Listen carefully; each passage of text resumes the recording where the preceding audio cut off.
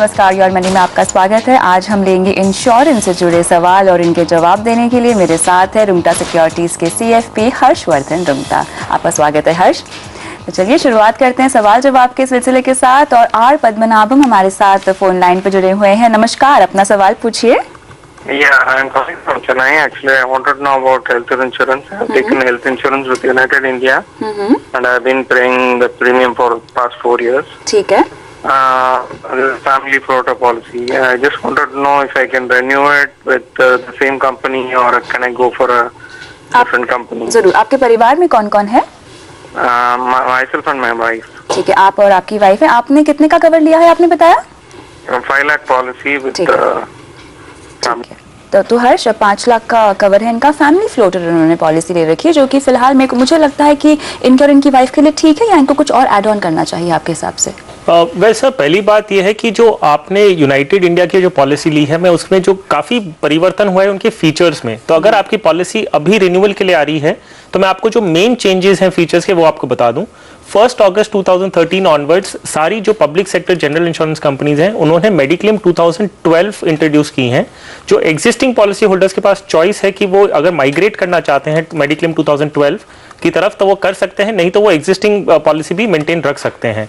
अब जो basic changes जो हुए हैं वो पहली बात ये है कि कोई भी आपकी जो pre existing element such as hypertension और डायबिटीज में पहले वो लोडिंग लगती थी, प्रीमियम आपका 10% फॉर ईच एलिमेंट बढ़ा दिया जाता था। अब वो लोडिंग हटा दी गई है। अभी आपके प्रीमियम जो भी टेबुलर प्रीमियम है वही लगेगा, कोई आपकी मेडिकल कंडीशन की वजह से आपको ज्यादा प्रीमियम नहीं देना होगा।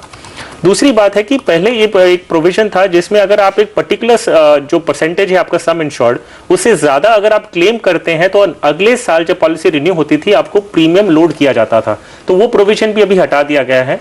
तीसरी बात यह है कि पहले क्लेम जो फाइल करने का पीरियड था वो 30 days from days of discharge from discharge from hospital, अभी वो चीज रिड्यूस करके 7 डेज कर दिया गया है।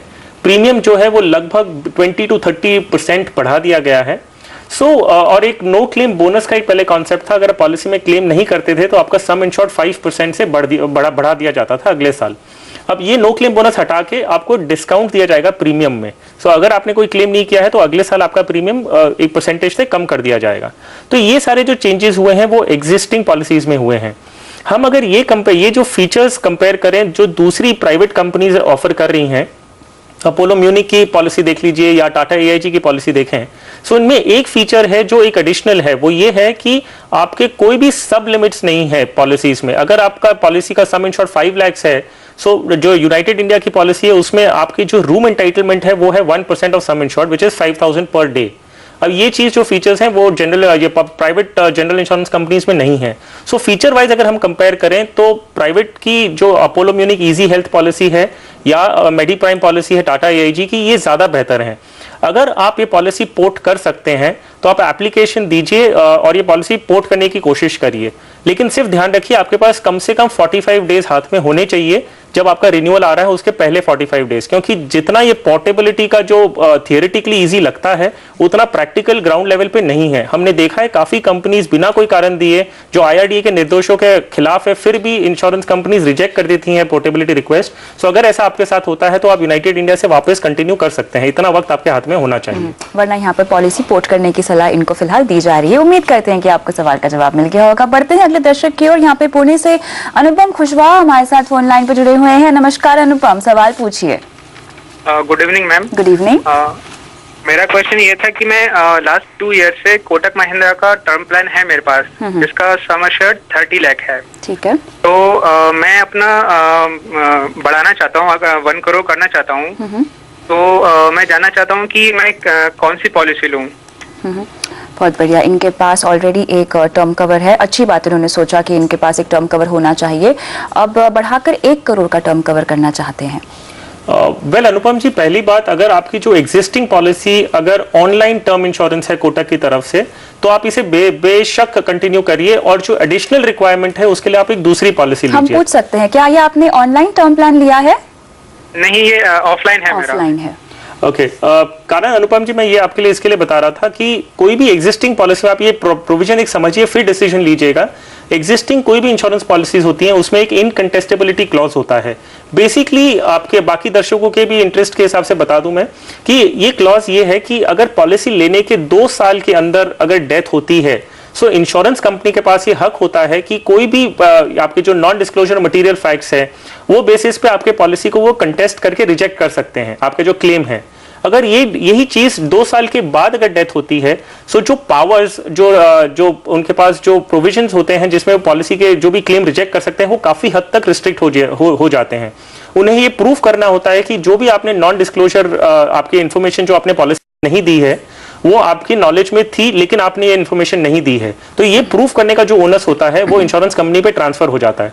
तो इसके लिए हमने देखा है कि ये काफी हद तक एक 2 साल जब आपकी पॉलिसी कंप्लीट हो जाते हैं तो आपको क्लेम मिलना एक ज्यादा पॉसिबिलिटी ज्यादा हाई हो जाती है। अब क्योंकि आपकी ऑनलाइन पॉलिसी नहीं है, प्रीमियम में काफी डिफरेंस है, सो मैं आपको सुझाव दूंगा कि आप ये ऑनलाइन पॉलिसी डेफिनेटली कंसिडर करिए। इसे आप जब अप्लाई कर रहे हैं तो एक जस्ट मेक श्योर कि आप ये सारे डिटेल्स जो है पॉलिसी के वो उसमें भरें। अब मैं आपको एक चीज और बता दूं, आप जब पॉलिसी चूज करते हैं कौन सी कंपनी का लेना, आपके पास 2 सेट ऑफ ऑप्शंस हैं। एक है कि आप एक ICICI, HDFC, SBI या कोटक इन कंपनीज की पॉलिसी कंपेयर करें, और दूसरा है कि आप एगॉन, रेलिगेयर, अवीवा, भारतीय AXA इनके क्या प्रीमियम्स काफी कम हैं। लेकिन premium is not the only factor जब आप कोई भी इंश्योरेंस कंपनी चूज करते हैं। एक आपको देखना जरूरी है कि क्लेम सेटलमेंट रेशियो कितना है। मैं आपको IRDA की जो एनुअल रिपोर्ट है 11-12 की 2011-12 के पीरियड की, तो उसमें आपको बता दूं ICICI का जो क्लेम सेटलमेंट रेशियो है वो है 96.5%, HDFC है 96.2, SBI 95.5 एंड कोटक है 92.1। अगर हम इसे कंपेयर करते हैं एगॉन, रेलिगेयर के साथ, उनका जो क्लेम सेटलमेंट रेशियो है वो है 66%, विच मीन्स उन्होंने 34% क्लेम्स जो उनके साथ फाइल हुए थे उन्होंने रिजेक्ट कर दिए हैं। लाइफ इंश्योरेंस एक बहुत ही इंपॉर्टेंट टॉपिक है, आपको ये जरूरी है ये जानना कि आपकी अगर डेथ के बाद ये पैसे आपके परिवार को मिले।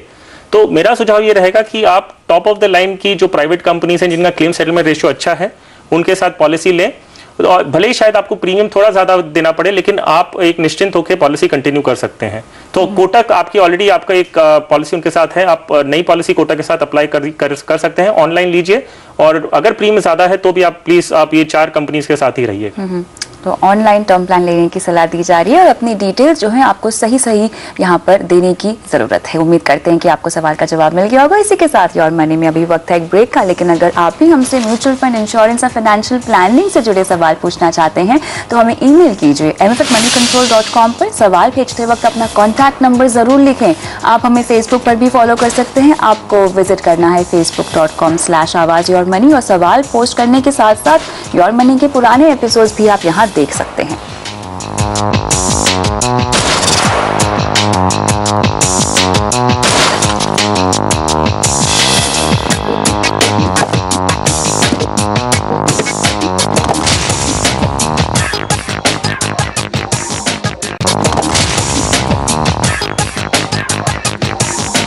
योर मनी में आपका फिर से स्वागत है। आज हमारा फोकस है इंश्योरेंस पर। सवालों के जवाब दे रहे हैं हर्षवर्धन रुंगटा। वर्तमान दर्शक की ओर सूरत से नवीन कुमार ने हमें कॉल किया है। नमस्कार, अपना सवाल पूछिए नवीन। हाँ नमस्कार मैडम जी। मेरा सवाल है, मैं एक्चुअली एक टर्म इंश्योरेंस ले रखा है SBI लाइफ से, वो 50 लाख का। ठीक है। तो और मैं उसका प्रीमियम जो है काफी ज्यादा है, 18,000 पर ईयर का है। ठीक है। और मेरे को उसमें जो मिल रहा है ओनली 50 लाख का है। तो मैं चाहता हूँ कि एक दूसरा ऑनलाइन ले लूँ और उसका जो है प्रीमियम एक सेलेक्ट किया है इसका HDFC क्लिक टू प्रोटेक्ट। ठीक है। उसका जो है प्रीमियम 20,000 आता है जो कि 1 करोड़ रुपए के लिए है। तो क्या ये मेरा सिलेक्शन सही है या मुझे कितने इंश्योरेंस की, मैंने कितने टर्म इंश्योरेंस की जरूरत है? मेरा सैलरी जो है वो 16-17 लाख पर एनम है। ठीक है। तो हर्ष, कितने टर्म कवर की जरूरत होती है एक इंसान को? मेरे ख्याल से एक टर्म कवर आपके पास अगर अच्छा सा हो, पर्याप्त हो, मेरे ख्याल से जो सेकंड उनकी चॉइस है 1 करोड़ का टर्म कवर इनको ले लेना चाहिए, यही आप भी सजेस्ट करेंगे? आपका क्या टेक होगा इन पर? वेल नवीन जी, ये अच्छी बात है कि आप टर्म प्लान अपनी फैमिली की प्रोटेक्शन के हिसाब से कंसिडर कर रहे हैं। कितना पॉलिसी आपका होना चाहिए, मैं क्वांटिटी के हिसाब से नहीं बताऊंगा आपको, एक बता दूं कि कितना इंश्योरेंस आपके पास होना चाहिए in terms of some insured. बहुत सारे तरीके हैं जिसमें हम डिसाइड कर सकते हैं कि आपका इंश्योरेंस कितना होना चाहिए। एक जो पैरामीटर है, एक जो फैक्टर है जो मैं आपको बता दूं, आप कंसिडर कर सकते हैं, वो ये है कि आप कितना चाहते हैं आपके परिवार को हर महीने आपकी डेथ के बाद आते रहे। आपने बताया आपकी इनकम करीबन 16-17 लाख के आसपास है। आप ये डिसाइड करिए कि आपकी अगर डेथ हो जाती है तो आपके परिवार को कितना रुपया कम से कम हर महीने का आना चाहिए। उदाहरण के तौर पे आपको बता दूं, अगर आप 1 लाख रुपया चाहते हैं आपके परिवार को आपकी डेथ के बाद आते रहे हर महीने, आपको 2 करोड़ का इंश्योरेंस लेना होगा। इसका लॉजिक ये है कि अगर आपकी डेथ हो जाती है, 2 करोड़ आपके फैमिली को मिल जाते हैं, वो अगर बैंक की फिक्स डिपॉजिट में वो पैसे इन्वेस्ट कर देते हैं, जो पोस्ट टैक्स कटने के बाद जो उनके हाथ में आता है वो करंटली 6% आएगा। That is equivalent to 12 lakh a year, जो है 1 लाख अ मंथ। सो ये एक फॉर्मूला आप यूज कर सकते हैं। अगर इसके ऊपर आपके पास कोई होम लोन्स है या कोई और दूसरी लायबिलिटी है, अगर 1 करोड़ का होम लोन है तो आपका टोटल कवर जो होना चाहिए वो होना चाहिए 3 करोड़ का। सो क्योंकि नेट आपके लोन रीपे करने के बाद उनके पास 2 करोड़ हाथ में होने चाहिए, तब उन्हें 1 लाख रुपया महीने का आएगा। सो आप HDFC क्लिक टू प्रोटेक्ट की जो पॉलिसी है वो आप ले सकते हैं।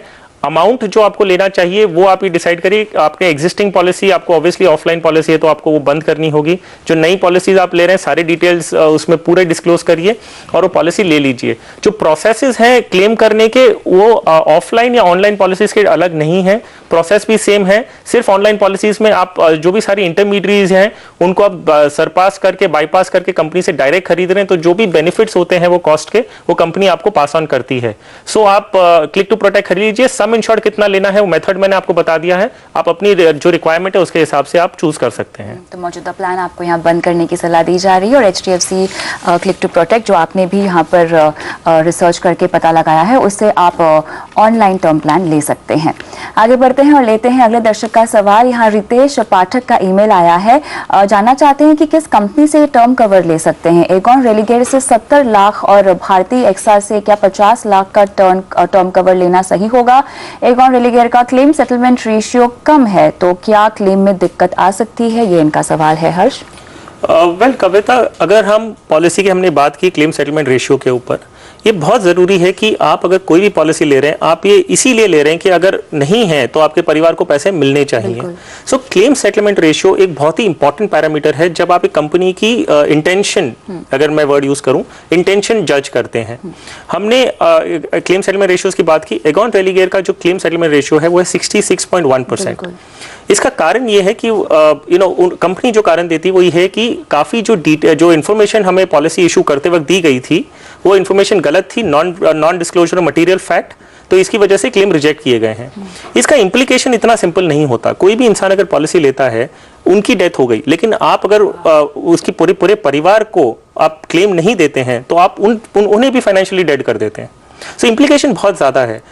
इसका हम अगर दूसरी नजरिए से देखें तो एगॉन रेलिगेयर एक तरफ कह रही है कि 34% पीपल ने हमको गलत इंफॉर्मेशन दी और इसी की वजह से हमने 34% लोगों के क्लेम्स रिजेक्ट किए हैं। हमारे पास दूसरी कंपनी है जो कहती है हमारे पास खाली 3.5% क्लेम रिजेक्शन रेशियो है।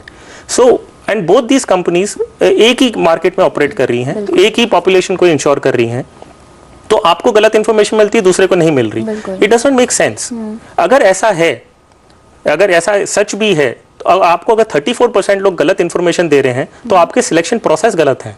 आपको इंटरनली अपने प्रोसेस से सुधारने होंगे। आप सीधा पॉलिसी होल्डर को ब्लेम कर देते हैं कि आपने इन्फॉर्मेशन नहीं दी तो आपको क्लेम नहीं। एग्जैक्टली। तो इसके पीछे एक पूरा बहुत बड़ा इंपैक्ट होता है, इसे बहुत सीरियसली लेना चाहिए। इनफैक्ट आई वुड सजेस्ट कि IRDA एक स्पेशल ऑडिट करनी चाहिए। अगर कोई भी कंपनी का क्लेम सेटलमेंट रेशियो 90% से कम है तो उसकी एक स्पेशल ऑडिट होनी चाहिए कि ऐसा क्यों हो रहा है। क्योंकि आप बहुत सारे लोगों को पीछे से आप मार देते हैं जब आप उनकी पॉलिसी का पैसा नहीं देते हैं। परिवार रोड पे आ सकते हैं, बच्चों की पढ़ाई इंटरप्ट हो सकती है।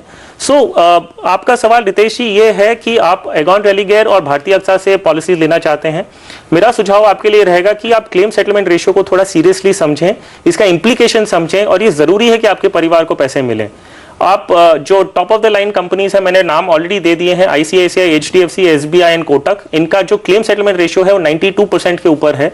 आपको प्रीमियम थोड़ा ज्यादा शायद देना पड़े, लेकिन आपको ये तसल्ली होगी कि कंपनी आपके कोई भी कोई बेसलेस या रेकलेसली आपका क्लेम रिजेक्ट नहीं करेगी और आपके परिवार को पैसे मिलेंगे।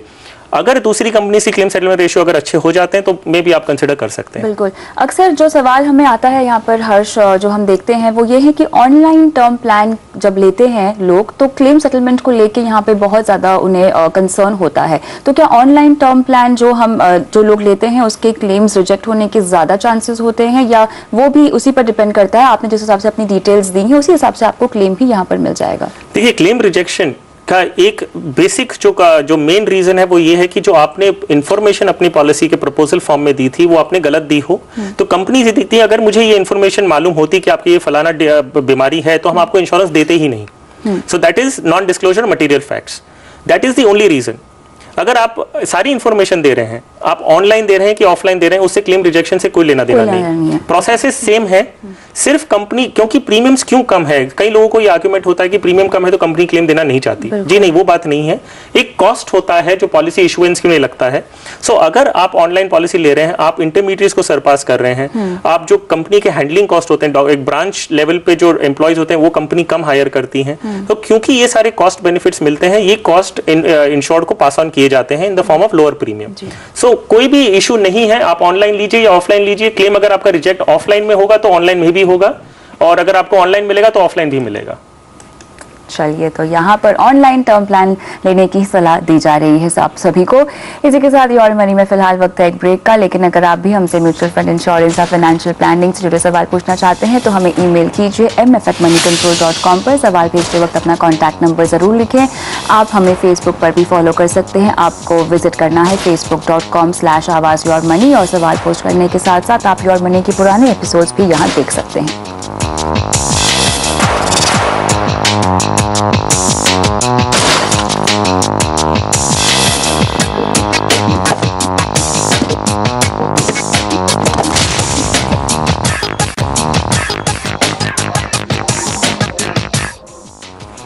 योर मनी में आज हमारा फोकस है इंश्योरेंस पर और सवालों के जवाब दे रहे हैं हर्षवर्धन रुंगटा। तो बढ़ते हैं अगले दर्शक की ओर। यहाँ पे तारदीप शर्मा ने हमें ईमेल किया है। हर्ष, इनका सवाल ये है कि इन्होंने एक दोस्त से अपने बेटे के लिए पॉलिसी ली है बजाज आलियांज कैश की, जिसका नाम है गेन इकोनॉमी। इसका सम अश्योर्ड 1,13,000 है। सालाना प्रीमियम भरते हैं 11,786 रुपये। अब तक 2 प्रीमियम ये भर चुके हैं। और सवाल इनका ये है कि ये पॉलिसी है कैसी। इन्होंने शायद निवेश के लिहाज से इस पॉलिसी में पैसे डाल दिए हैं और मैच्योरिटी पर जानना चाहते हैं कि कितना मिलेगा। कविता, ये बेसिकली एक ट्रेडिशनल मनी बैक पॉलिसी है जिसमें 3 साल, 6 साल, 9 साल, 12 साल, 15 साल ऐसे अलग अलग पीरियड में उन्हें एक ब्रेकअप में पैसे आएंगे। तो 3 साल बाद सपोज 10% आ गया, 6 इयर्स के बाद 25% आ गया। सो ऐसे करते मैच्योरिटी पे इन्हें जो फाइनल जो बैलेंस है वो अमाउंट मिलेगा और जो बोनसेस अक्रू हैं वो मिल जाएंगे। अब ये सवाल उठता है कि इन्हें कंटिन्यू करनी चाहिए कि नहीं। तरतीब जी, वेरी स्ट्रिक्टली स्पीकिंग आपको ये एक इंश्योरेंस पॉलिसी है, इन्वेस्टमेंट बेस्ड, आपने ये समझ के ही लिया है कि सिर्फ इन्वेस्टमेंट के लिए ले रहे हैं, क्योंकि इंश्योरेंस कवर तो एकदम मीनिंगलेस है इसमें। देखिए, अगर आप इसे अगर एक इन्वेस्टमेंट के तौर पे समझ रहे हैं तो ऑब्वियसली ये एक बेस्ट इन्वेस्टमेंट प्रोडक्ट नहीं होता है। कोई भी इंश्योरेंस पॉलिसी में रिटर्न्स आपको बहुत अच्छे नहीं मिलते हैं। अगर सिर्फ एक चीज डिफरेंस आप समझिए कि अगर आप एक डिसिप्लिन मेंटेन कर सकते हैं इन्वेस्टमेंट का और आपका 2024 तक का नजरिया है, तो आप अगर इक्विटी म्यूचुअल फंड्स में एसआईपी के रूट से अगर इन्वेस्ट करते हैं तो वो आपके लिए बेटर होगा। लेकिन हमने डेटा ही देखा है और ये समझा है कि एसआईपीज नॉर्मली 5-6 ईयर्स के ऊपर जाती ही नहीं है। सो अगर वो डिसिप्लिन आप मेंटेन कर सकते हैं तो आप इक्विटी म्यूचुअल फंड्स की तरफ करिए। अगर डिसिप्लिन नहीं मेंटेन कर सकते हैं तो ये पॉलिसी से कंटिन्यू रखिए, क्योंकि एंड ऑफ द पीरियड आप एक तरफ हम बोल रहे हैं कि रिटर्न्स कम हैं लेकिन आप इन्वेस्ट तो कर रहे हैं, दूसरी तरफ है कि रिटर्न्स अच्छे मिल सकते हैं, लेकिन हमने देखा है क्योंकि लिक्विडिटी इतनी ज्यादा होती है म्यूचुअल फंड में कि कोई भी 5 या 6 इयर्स के ऊपर इन्वेस्ट नहीं करता है और रिडीम भी कर लेते हैं। तो दोनों सिचुएशन को हम अगर पॉइंट टू पॉइंट कंपेयर करें एब्सोल्यूट बेसिस पे, तो शायद आपको अगर डिसिप्लिन नहीं मेंटेन कर सकते हैं तो पॉलिसी कंटिन्यू रखिए, नहीं तो आप दूसरी तरफ चलिए। और आप अगर सरेंडर की बात कर रहे हैं, अगर आप सरेंडर करना चाहते हैं तो जितना भी प्रीमियम आपने भरा है फर्स्ट ईयर का आप माइनस कर दीजिए, बैलेंस का आपको 30% आपके हाथ में दिया जाएगा, जो मेरे हिसाब से करीबन 3-4 हजार रुपया ही होना चाहिए। बिल्कुल, और आगे से कभी भी इंश्योरेंस में आप इन्वेस्टमेंट मत कीजिए। इसी के साथ हर्ष, बहुत बहुत शुक्रिया तमाम सवालों का जवाब आज देने के लिए। और योर मनी में आज के लिए इतना ही, लेकिन आप बने रहिए CNBC आवाज के साथ। नमस्कार।